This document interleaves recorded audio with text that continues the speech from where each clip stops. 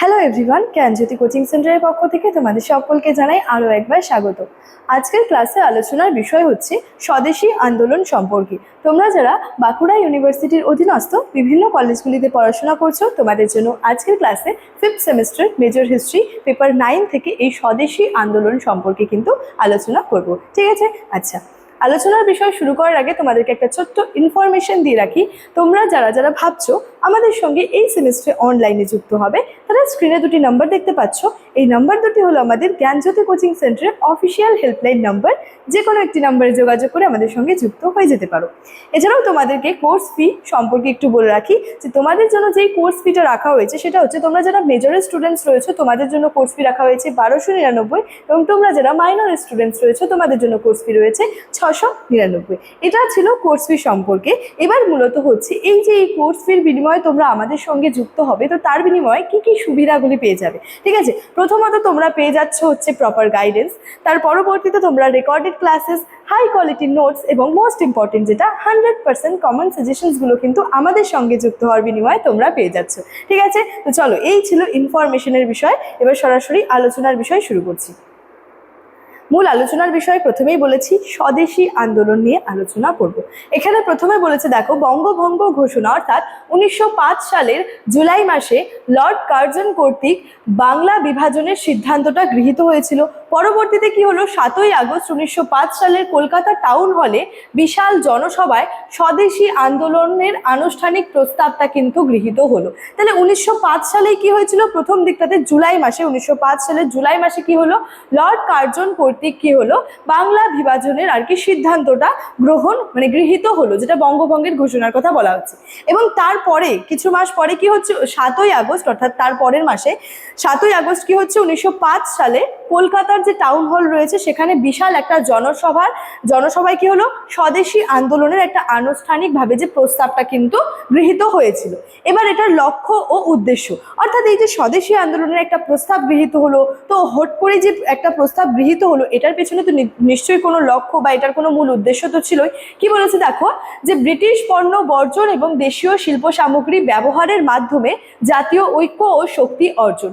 অর্থাৎ এখানে যে ব্রিটিশ পণ্য, বিদেশি যে পণ্য রয়েছে সেগুলো বর্জনের কথা বলা হচ্ছে এবং দেশীয় শিল্পের প্রসারের কথা কিন্তু বলা হচ্ছে। ঠিক আছে, এবার বলেছে দেখো, বন্দে মাতরম মন্ত্র, এই আন্দোলন সমগ্র ভারতের দেশপ্রেমের অদম্য কিন্তু একটা জোয়ারের সৃষ্টি করেছিল। ঠিক আছে, তাহলে স্বদেশী আন্দোলনের মূল লক্ষ্যের মধ্যে কি ছিল, যে ব্রিটিশ পণ্য বা বিদেশি পণ্য বর্জনের কথা বলা হচ্ছে এবং তার পরিবর্তে যে দেশীয় যে শিল্প, দেশীয় যে সামগ্রী সেগুলোর হচ্ছে ব্যবহারের কথা কিন্তু বলা হচ্ছে। ঠিক আছে, তারপরে রয়েছে এই আন্দোলনের প্রধান কিছু কৌশলগুলি ছিল।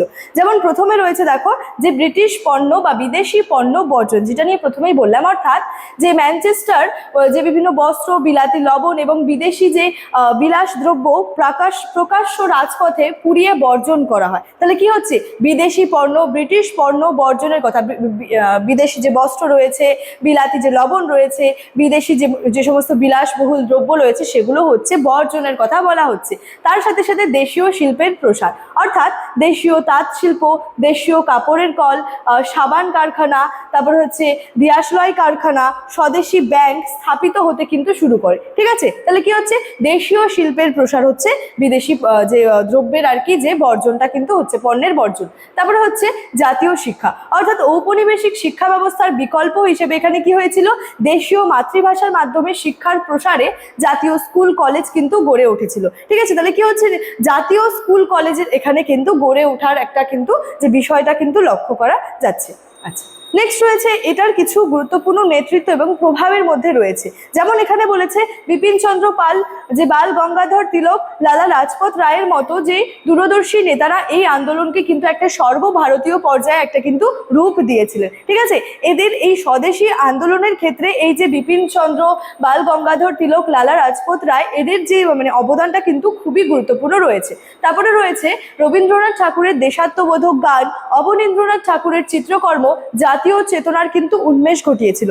যেমন এই যে গুরুত্বপূর্ণ নেতৃত্বের মধ্যে এই যে ছিল বিপিন চন্দ্র, এছাড়াও হচ্ছে যে লালা লাজপত রায়, তারপরে হচ্ছে রবীন্দ্রনাথ ঠাকুর, অবনীন্দ্রনাথ ঠাকুর, এদের ভূমিকা বা এদের অবদানটা কিন্তু খুবই গুরুত্বপূর্ণ।